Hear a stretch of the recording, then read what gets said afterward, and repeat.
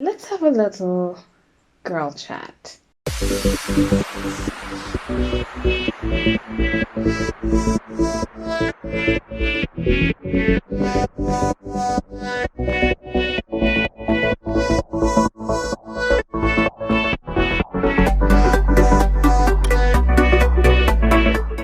Well, technically, it's not necessarily a girl chat, it's an everybody chat. But because last year we used to have a segment on this channel called Girl Chat where we'd share little life nuggets. This is kind of that. So that's why it's under Girl Chat. So let's have a Girl Chat. If you're new here, hi, my name is Nyake and I wear many hats and I just like to tell my truth authentically and this is it. Basically, this is it. So today I wanted us to talk about therapy. Not what therapy is, because clearly I'm not a therapist. I can't tell you what therapy is, but my experience with therapy so far. So, grab a drink. I don't have one myself. The last time I tried to have a girl chat while eating, I ended up not eating at all. So we just discovered eating and filming and not a good combination. However, feel free to have a girl chat and we can talk in the comments because in the comments there's no pressure. Anyway, so my journey with therapy started this year in February. So what happened was I had been feeling a little bit iffy for a while. And you see, for me, it wasn't something like something traumatic or something strange or something horrible happened, breakup, death, or something. It was not necessarily a loss, but I just got to the point where everything was pissing me off. And everything was, yeah, I technically had existential questions. I still do. And I also noticed that I was getting exhausted and getting frustrated a lot more often than usual. Now, if you're a person like me, I'm not a controversial person. However, I do have very strong controversial opinions. And getting tired and frustrated with people is a thing that I experience often. However, this was not like argument frustration or stress, like normal stress within the normal realm. So it just, I was really having like very many bad days. So, or rather, mentally bad days. I had fatigue. I couldn't work the way I used to, and I lost interest in a lot of things that I really like to do. So, I decided to give therapy a shot. It's something that B and I had been talking about for a while. And, just saying, oh yeah, I'll go for therapy. Yeah, as soon as I figure out how to get a therapist. So I don't know what overcame me, but I decided to share this post on Instagram. So in that post, I asked people for suggestions of therapists, and I just really just opened up a little bit about how I was feeling at that particular point.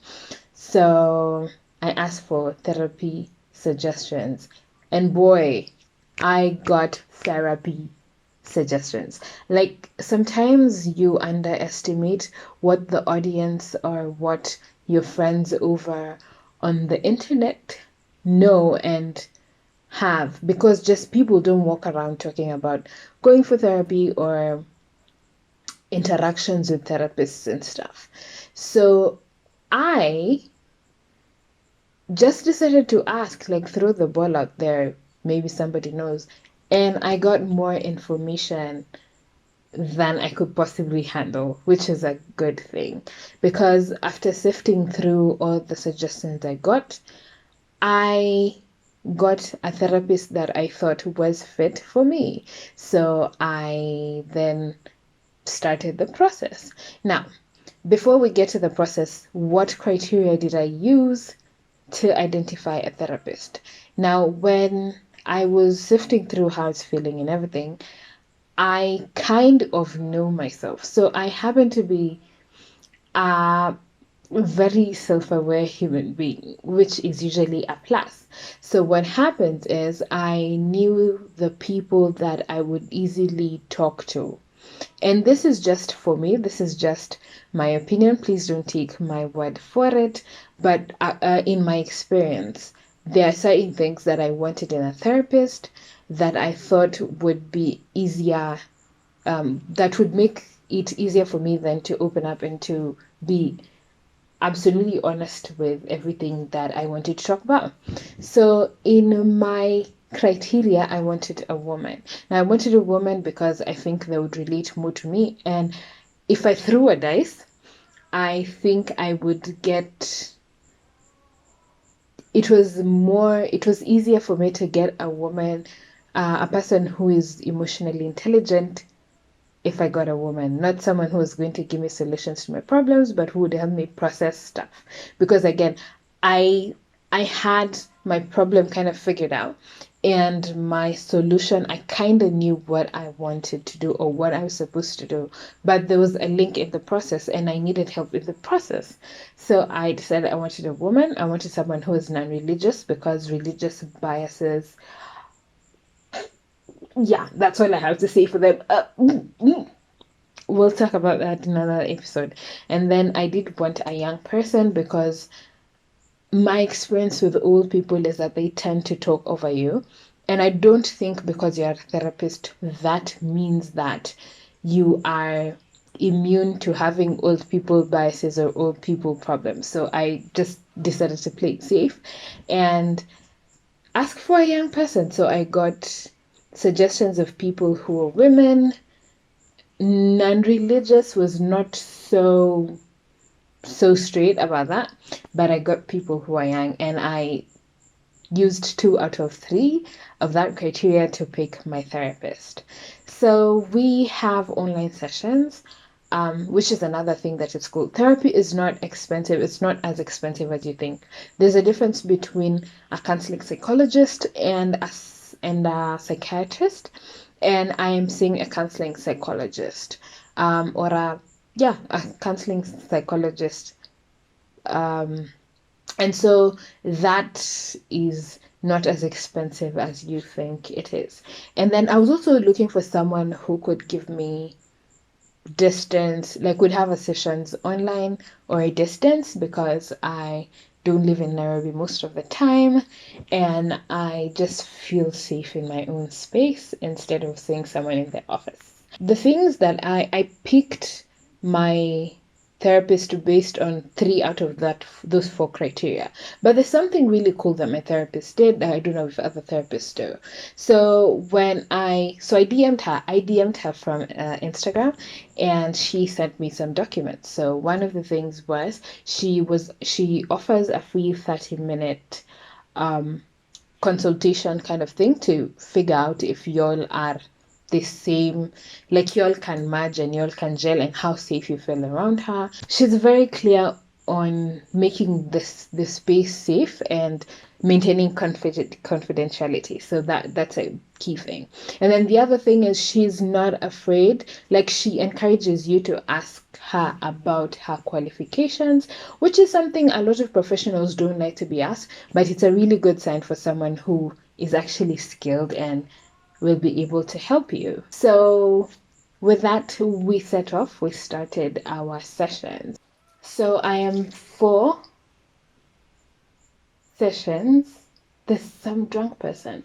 I am 4 sessions in, 4 or 5 sessions in, and I really, really like it.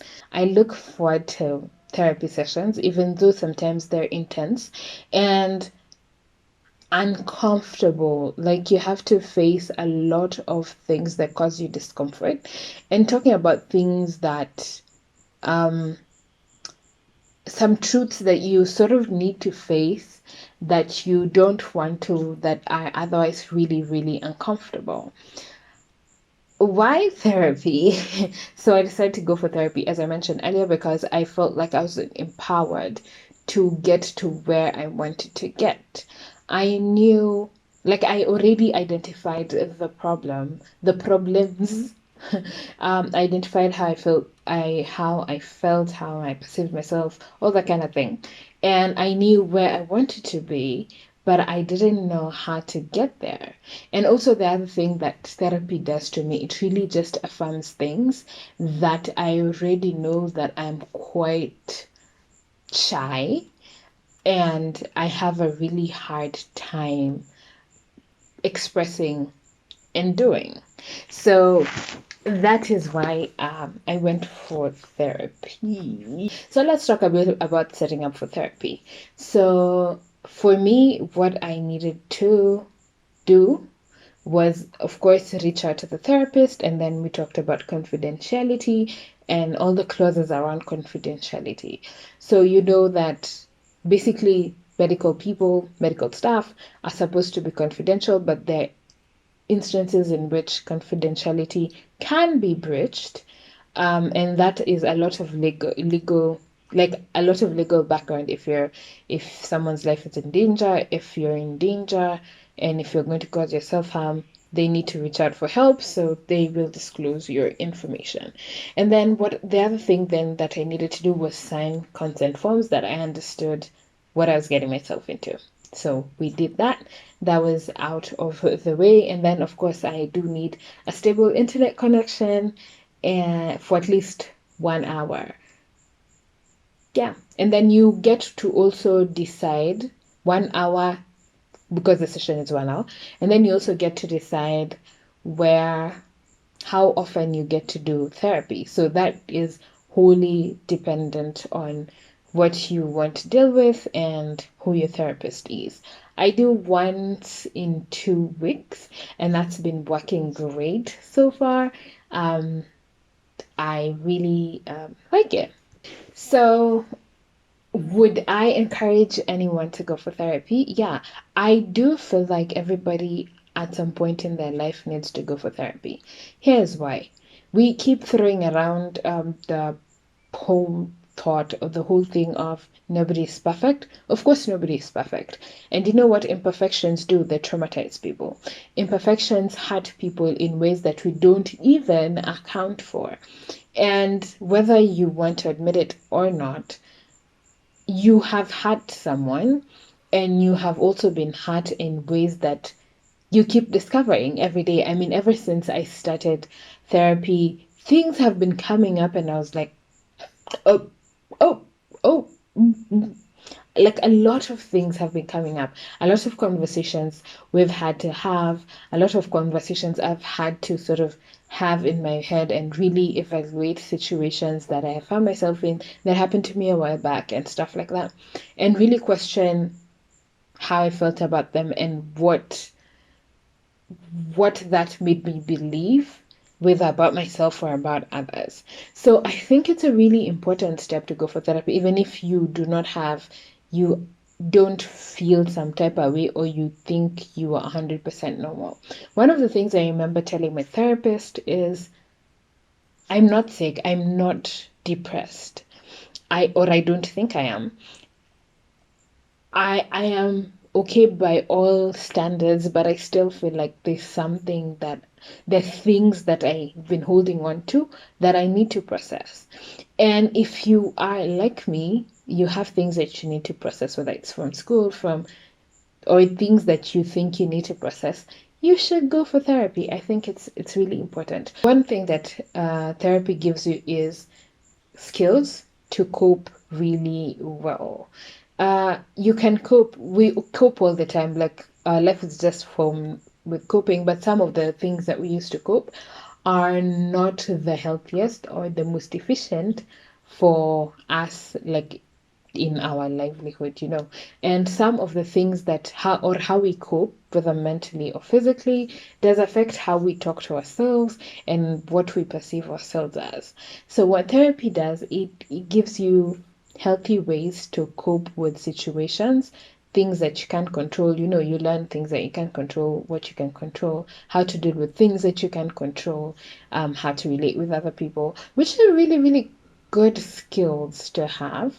You know, how to relate to the other people without sacrificing yourself, and which are really good skills to have as an adult, because adulting is just no joke. And I think everybody needs to go for therapy at some point. I don't know if I'm ever gonna drag my therapist around, but I do want to tell you, girls, girl chat people, that you need to consider therapy. I don't know if you have any questions about therapy for me. You can leave them below, or my experience with therapy. I'm not a therapist. My experience with therapy, but therapy is one of those things that I would 100% recommend. If you like this video, if you learned something, leave a thumbs up. And I am going to see you guys in the next girl chat. For now, it's a bye from me.